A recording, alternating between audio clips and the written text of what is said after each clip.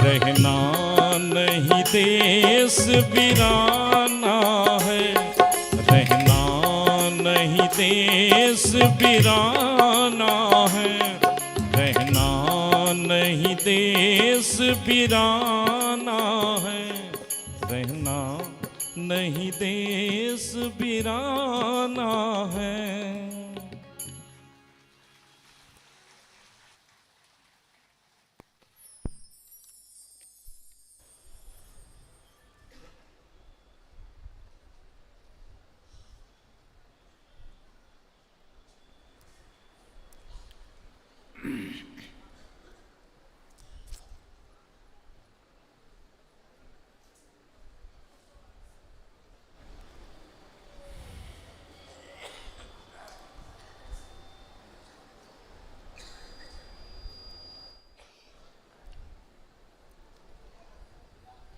मुद मंगलमय संत समाज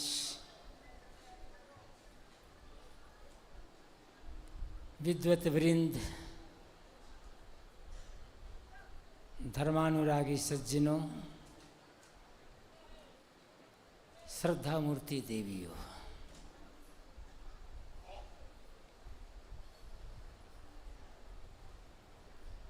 सद्गुरु कबीर कौन थे बताने की आवश्यकता नहीं।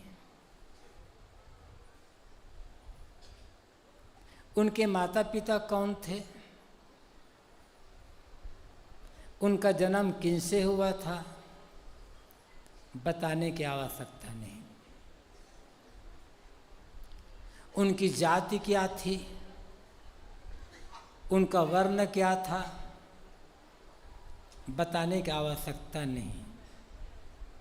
सद्गुरु कबीर सबसे पहले एक मनुष्य हैं और मनुष्य के माता पिता मनुष्य होते हैं। मनुष्य की जाति मनुष्यता होती है, उसका धर्म भी मनुष्यता ही होता है। अब इतनी सी बात जो लोग नहीं समझ पाते वे कबीर पर बोलने का अधिकारी कहाँ से हो जाते हैं।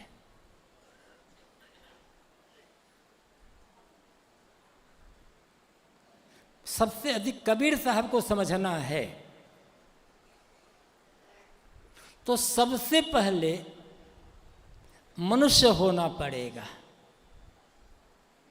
बनना नहीं होगा। मनुष्य बनना नहीं, मनुष्य तो है ही, बनना क्या होगा।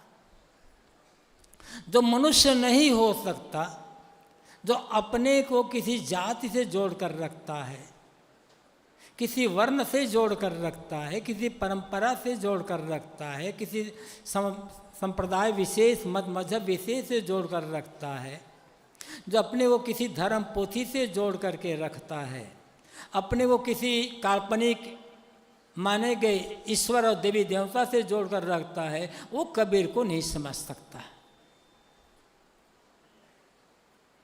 कबीर को समझना है तो सब तरफ से पूरी तरह से निष्पक्ष होना होगा। जैसा कि सद्गुरु कबीर ने स्वयं कहा, न काहू से दोस्ती न काहू से बैर, मतलब न्यूट्रल होना, निष्पक्ष होना। हम चिपक जाते हैं, या तो जाति से चिपकते हैं, वर्ण से चिपकते हैं, मजहब संप्रदाय से चिपकते हैं, किसी गुरु विशेष से चिपक जाते हैं, किसी समुदाय विशेष से चिपक जाते हैं, किसी परंपरा विशेष से चिपक जाते हैं। और जब चिपक करके समझेंगे कबीर साहब को तो उन्हें समझा नहीं जा सकता है। कबीर साहब को समझने के लिए स्वयं कबीर बनना पड़ेगा। उदार दिल तो चाहिए चाहिए। संकुचित हृदय रखकर कबीर साहब को समझा नहीं जा सकता।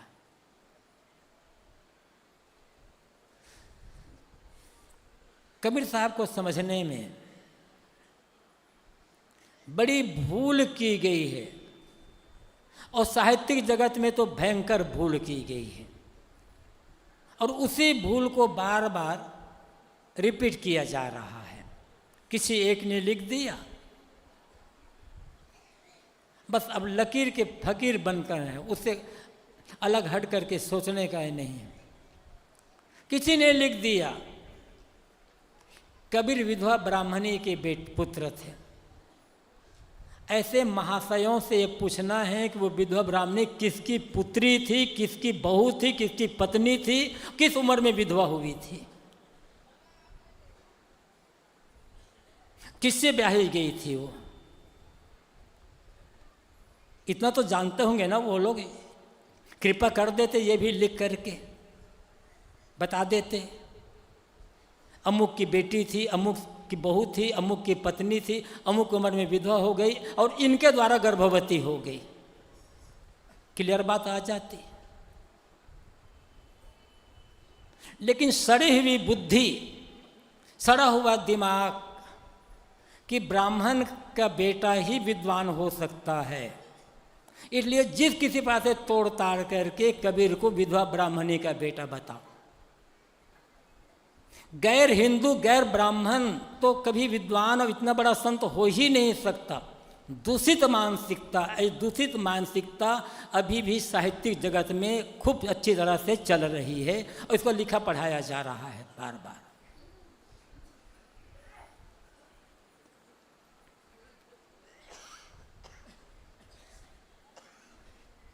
जो किसी संत का मूल्यांकन उनके संतत्व, उनकी साधना का आधार पर न करके उनकी जाति, उनकी भाषा के आधार पर करता है, उसकी विद्वता ही संदिग्ध है।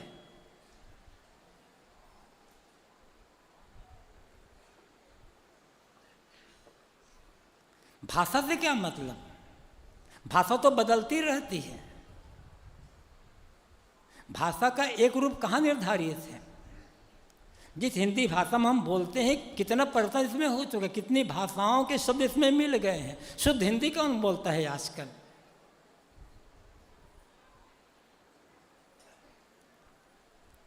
कबीर की भाषा साधुकड़ी थी। अरे भाई, कबीर साधु थे तो साधु भाषा साधुकड़ी तो होगी ही ना। जब आप खुद कहते हो कबीर अनपढ़ थे तो विद्वतापूर्ण भाषा कहाँ से आएगी उनके पास? एक और कहा जाता है कबीर अनपढ़ थे, दूसरी ओर कहा जाता है कि कबीर की भाषा समझ में नहीं आती, तीसरी ओर कहा जाता है कि कबीर सामान्य जो गरीब जोला है ऐसे दबे कुचले लोग उनके बीच अपनी बात रख रहे थे। तो प्रश्न यह है, कबीर साहब की जिस भाषा को, कबीर साहब की जिस बात को गरीब, अनपढ़, दलित, शोषित जनता समझ रही थी, उसको आप नहीं समझ रहे थे, इसका मतलब आपकी विद्वता संदिग्ध है। आप में अकल ही नहीं है इतनी समझने लायक कबीर की भाषा को।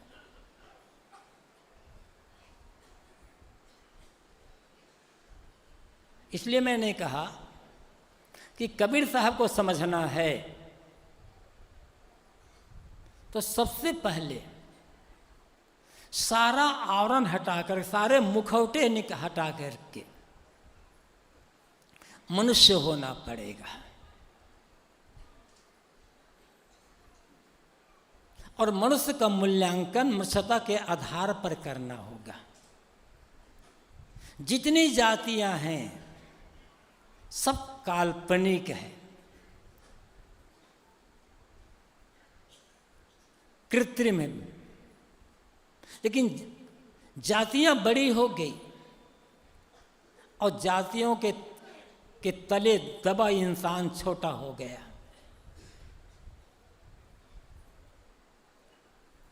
हम इंसान को इंसान का समझ कहाँ पाते हैं?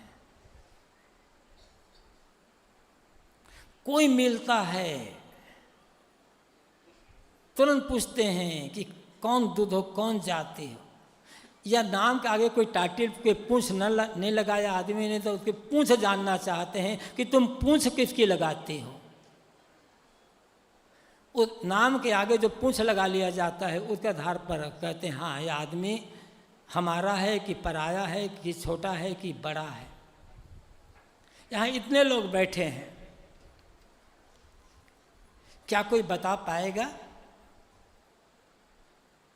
कि यह आदमी अमुक जाति का है, यह आदमी अमुक जाति, यह आदमी अमुक जाति का है।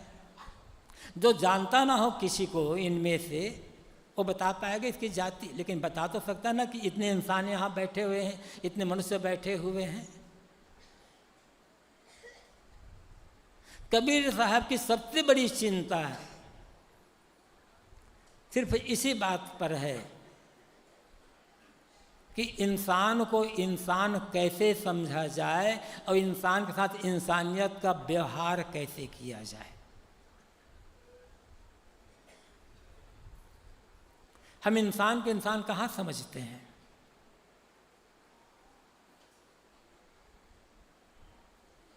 इंसान के इंसान समझते तो इंसानियत का व्यवहार करते ना। इतना हम आज के इस विज्ञान युग में 21वीं सदी में जी रहे हैं, क्या इंसान को इंसान समझ पाए हैं?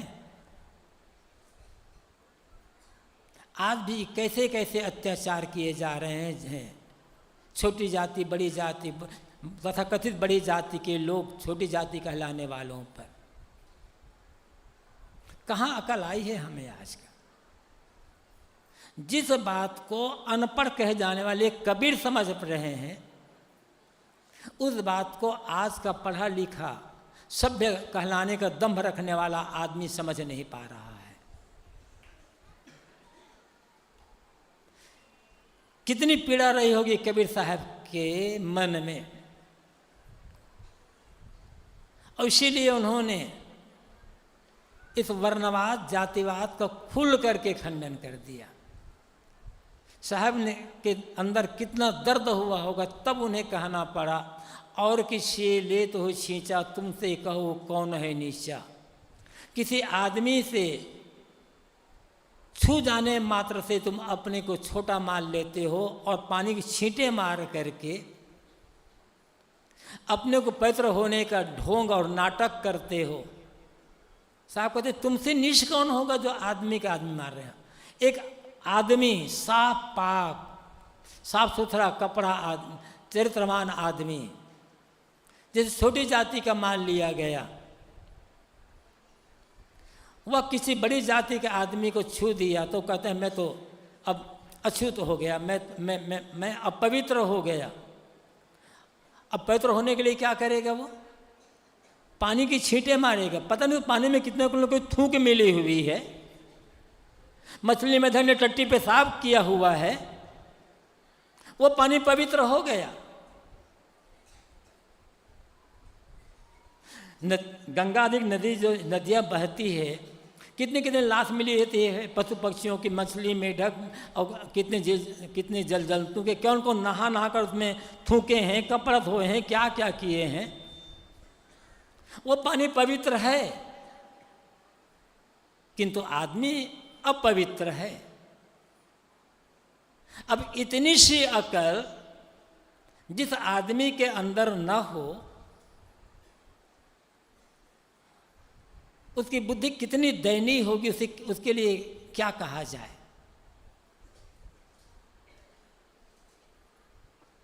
इन्हीं सब को देख करके कबीर साहब एकदम का मन तिलमिला जाता है।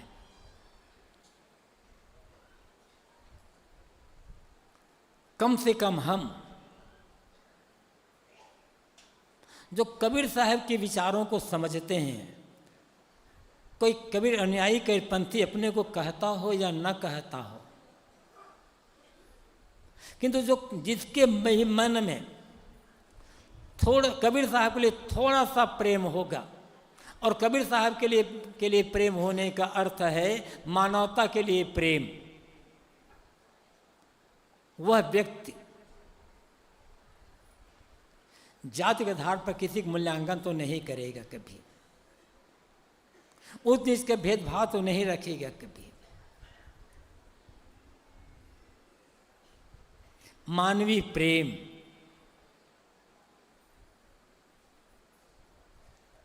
इस मानवीय प्रेम की आवश्यकता है। इसलिए सबसे पहले हम मनुष्य बने, मनुष्यता का आचरण करें, मनुष्य होना ही सबसे बड़ी बात है।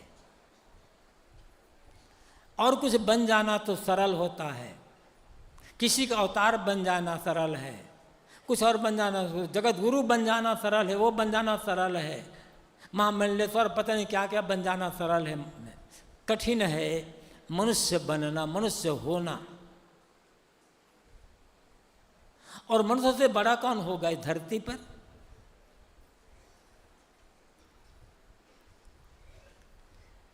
इस धरती में जब मनुष्य है तो धरती की शोभा है, और मनुष्य ना हो तो धरती में कौन शोभा होगा? सारे ज्ञान विज्ञान का अन्वेषण किसने किया? सारे मत पंथ संप्रदाय मजहब का प्रवर्तन किसने किया? सारे जितने भी ग्रंथ माने गए हैं, जिन पर ईश्वरीय वाणी होने का मुलम्मा चढ़ा दिया गया है, उनको लिखने वाला बोलने वाला कौन है? तमाम देवी देवता की कल्पना करने वाला कौन है? तमाम देवी देवताओं का सृजन करने वाला, उनका रूप गढ़ने वाला, उनका निर्धारण करने वाला कौन है? अतिमानवी कल्पना करने वाला कौन है? ये मनुष्य ही तो है ना। किंतु क्या सचमुच में हम मनुष्य का मूल्यांकन कर पाए, मनुष्यता को समझ पाए? कबीर साहब कहते हैं मनुष्यता को समझो। पहले आपको अपने उद्धार के लिए किसी को पुकारना नहीं, किसी के आगे नाक रगड़ने और गिड़गिड़ाने की आवश्यकता नहीं है। जो आदमी अपनी सत्ता और महत्ता को नहीं समझ सकता, जो आदमी बात बात में दूसरे का मुंह ताकता रहता है, वह आदमी क्या विकास कर पाएगा? कबीर साहब कहते हैं करु बहिया बला आपनी छाण बिरानी यास, जाके आंगन नदिया बहे सोकस मरे पियास। जिसके आंगन में नदी बहती हो वो प्यासा क्यों मरेगा? इसलिए अपने बाहुबल का भरोसा करो। बड़ों अपने से जो बड़े हैं वो भी मनुष्य ही है। उसे सब कुछ भी कहो, गुरु कहो, संत कहो, या अपने और उसको कोई आप नाम दे दो। कोई विद्वान है, कोई ज्ञानी है, कोई चीज है, लेकिन है तो मनुष्य ना। वे आदर्श हमारे लिए, हमें उनसे प्रेरणा लेने की आवश्यकता है, उनसे मार्गदर्शन की आवश्यकता है। मार्गदर्शन करने वाला कोई मनुष्य ही होगा। मार्गदर्शन लेने वाला भी मनुष्य, मार्गदर्शन करने वाला भी मनुष्य। किसी के आदर्श का अनुकरण करने वाले भी मनुष्य, और जिसको आदर्श माना जाता है वो भी मनुष्य। तो उससे तो प्रेरणा ली जा सकती है, लेकिन हम उनसे प्रेरणा न लेकर अपने कदमों पर न खड़ा हो करके बाहर पुकारते रह जाएं कि कोई आएगा और आकर हमारा उद्धार कर देगा। कबीर साहब इस धारणा के बिल्कुल ही खिलाफ है।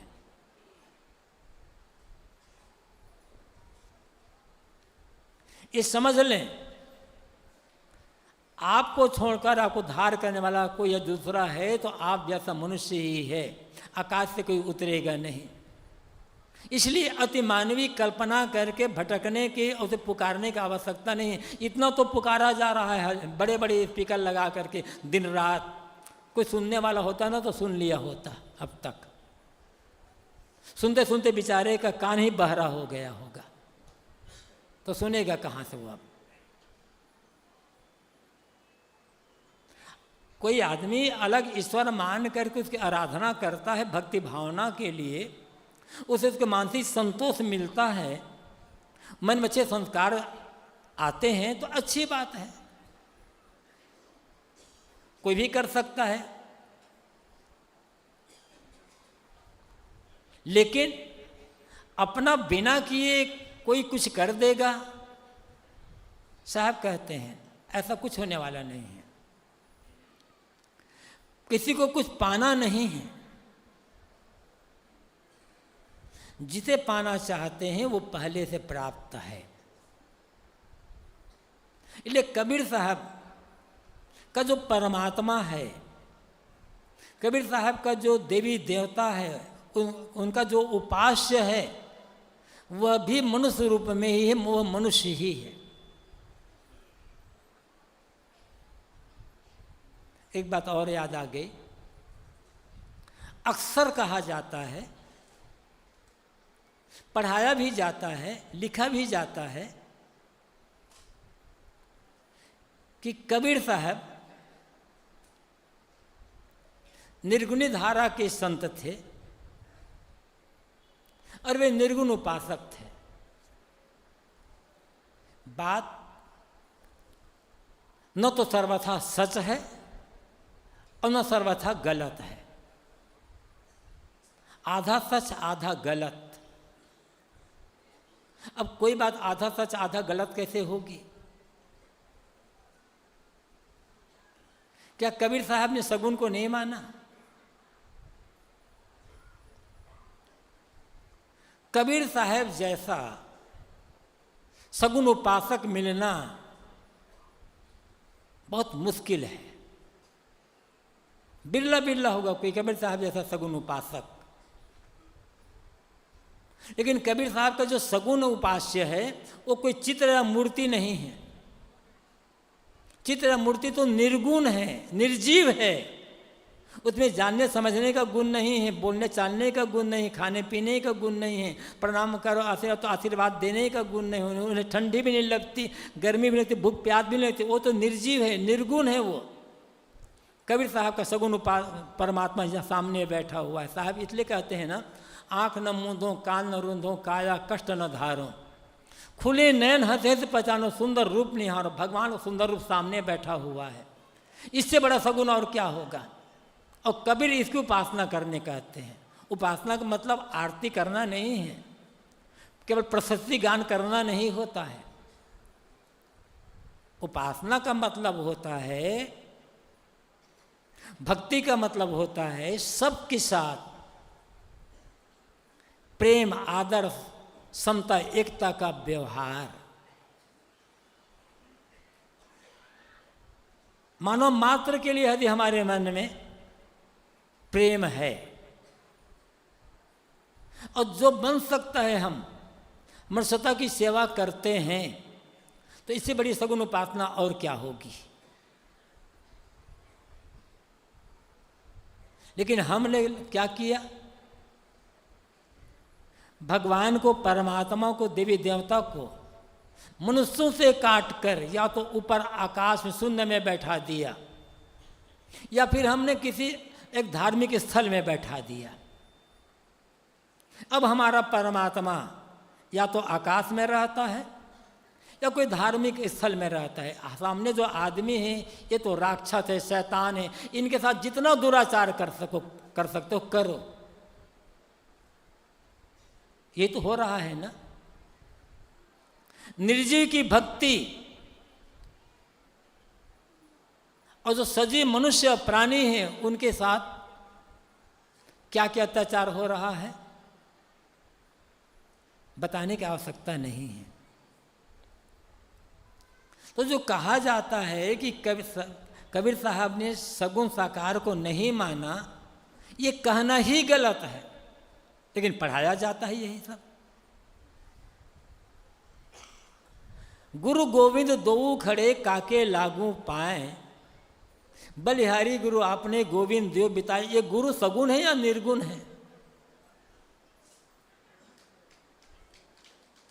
गुरु तो सगुन है ना, साक्षात्कार। संत महंतो सुमरो सोई, काल फांसते बाँचा होई। ऐसे संत महंत का सुमिरन करो जो काल की फांसी बचे थे। संत और महंत सगुन है या निर्गुण है, साकार है या निराकार है?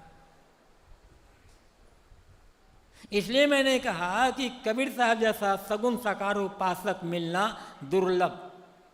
आप पूरी कबीर वाणी को का अध्ययन करें तो पूरी कबीर वाणी के केंद्र में है, कोई है तो मनुष्य है।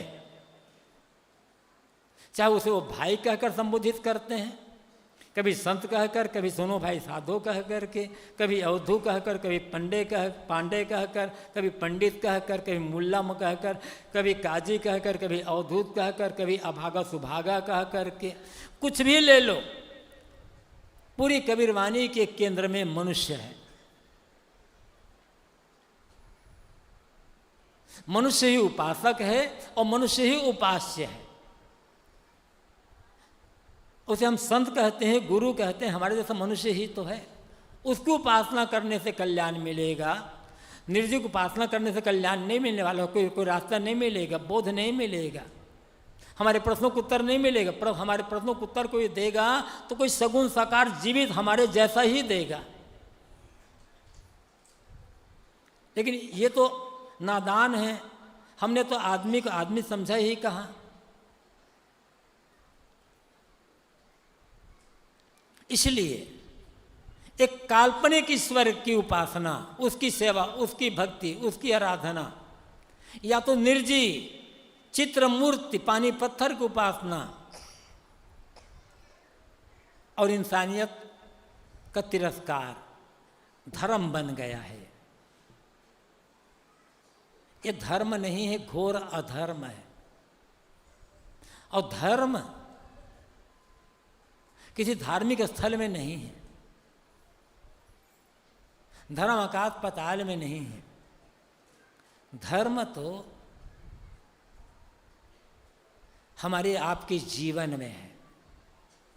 सुबह के सत्र में मैंने कहा था, धर्म का अर्थ है ईमानदारी पूर्वक अपने कर्तव्य का पालन। धर्म है नैतिकता, धर्म है सदाचार। जो आदमी जिस श्रेणी में है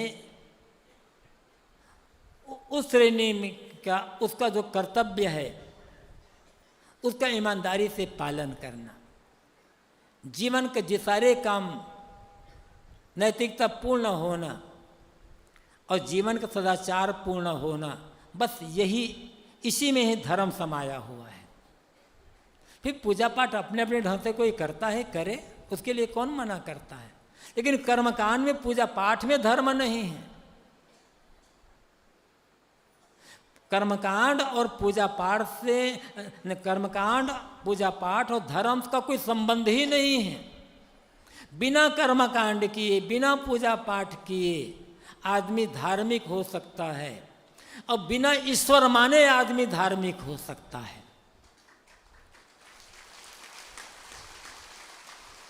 धार्मिक होने के लिए किसी ईश्वर को मानना जरूरी नहीं है।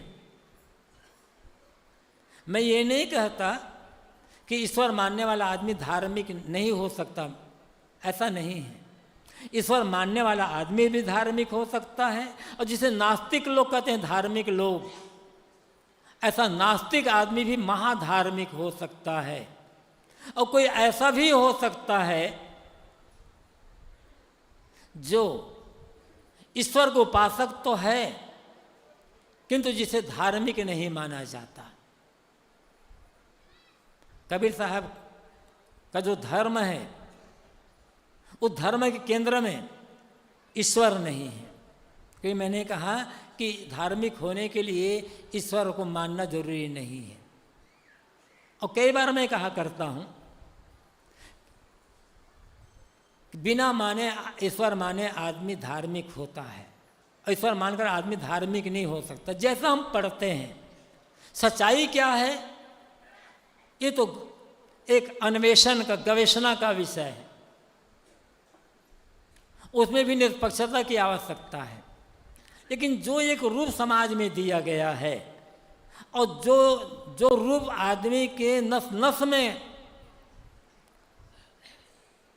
प्रवेश कर गया है, उसी रूप के आधार पर मैं कह रहा हूं।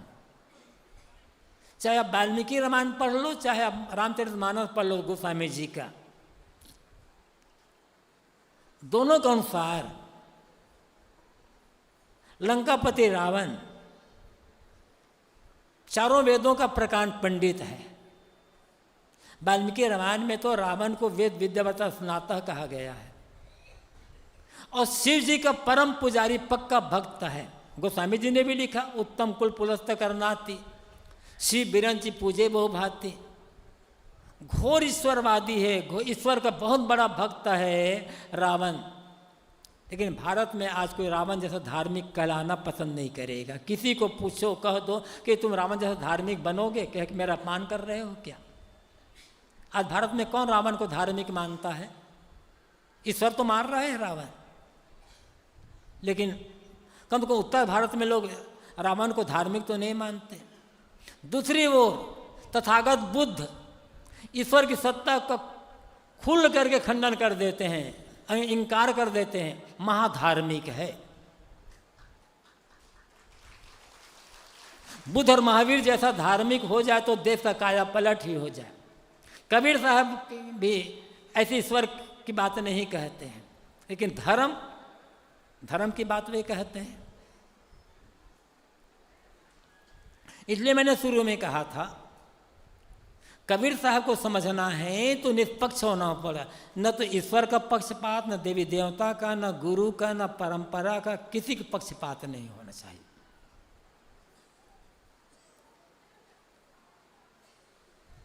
कहीं कुछ भी पकड़ बनाए, कुछ भी आग्रह रखे तो समझा नहीं जा सकता। अनेक कबीर साहब के जीवन के तमाम पहलू ऐसे हैं, एक एक पहलू पर घंटों भी बोला जा सकता है, लेकिन आवश्यकता क्या है उसकी? हम कितना समझ पाए हैं कबीर साहब को? कबीर साहब पर बोलना बहुत आसान है, कठिन है कबीर को जीना।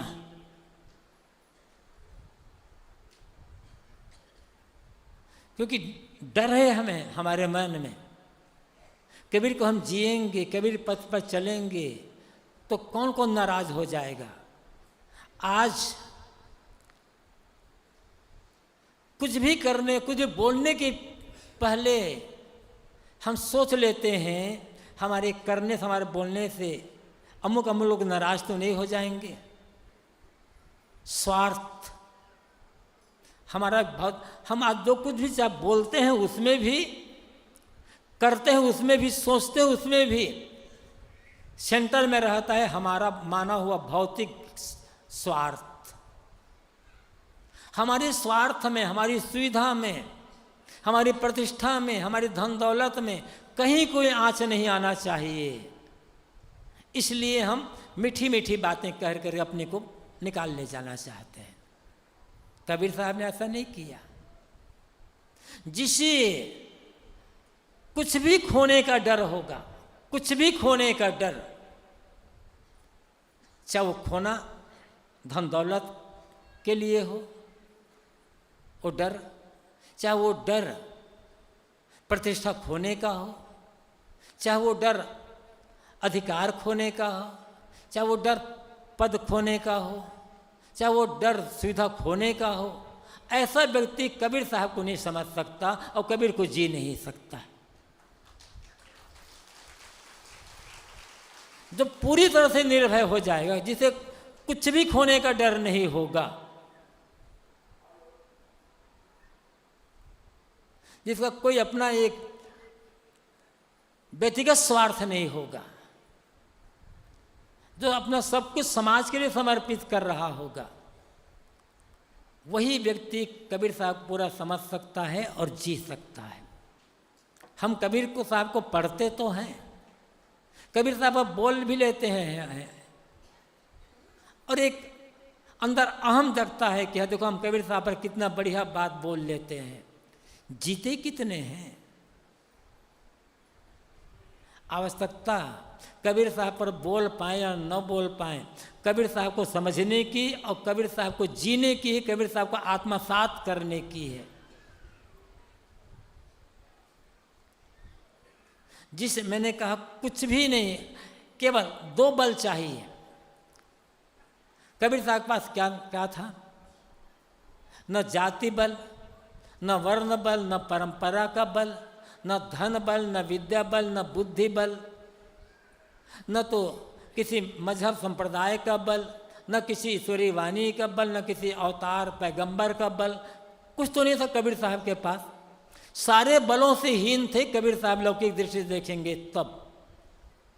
लेकिन चौराहे पर खड़े होकर डंके की चोट पर कहते हैं बेमुरवत कहते हैं, डरते नहीं हो। क्यों? क्या था कबीर साहब पास कि एक गरीब दुल्हे के घर झोपड़पट्टी में पड़ा हुआ एक बालक जो सब सारे प्रकार के भौतिक से वंचित है पूरी तरह से, इतना दहाड़ करके कहते हैं कि बड़े बड़े कहलाने वाले भी उनके सामने मौन होकर रह जाते हैं। क्या थे कबीर साहब के पास? कबीर साहब के पास था केवल आत्मबल और सत्य बल। जिसके पास सत्य बल होगा और आत्मबल होगा वो व्यक्ति पूरी दुनिया को झुका सकता है। कबीर साहब ने करके दिखला दिया है। लेकिन आत्मबल तभी होगा और कबीर और सत्य बल तभी होगा जब हम अपने आप को सब तरफ से सारी पकड़ से छुड़ा लेंगे।